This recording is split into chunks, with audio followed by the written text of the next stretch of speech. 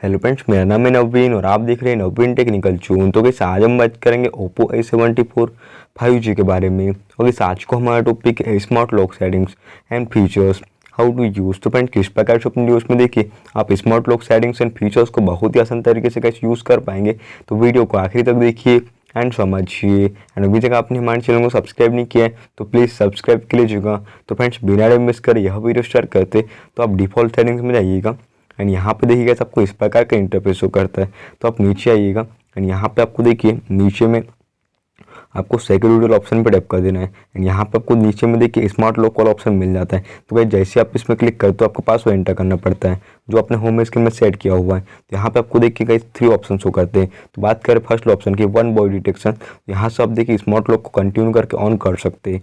And trusted place की बात करें तो यहाँ से आप देखिए ऐड कर सकते हैं कोई भी, यहाँ से देखिए ट्रस्टेड प्लेस। एंड यहाँ पे देखिए ट्रस्टेड डिवाइस की बात करें तो कोई अगर आपको भरोसेमंद डिवाइस है तो यहाँ से आप अटैच कर सकते हैं ब्लूटूथ कनेक्टिविटी के जरिए। तो इस प्रकार से देखिए आप अपने डिवाइस में यह सेटिंग्स एंड फीचर्स को आप यूज़ कर पाते। तो फ्रेंड्स ये था आज को हमारा टॉपिक। उम्मीद है फ्रेंड्स आपको वीडियो पसंद होगी।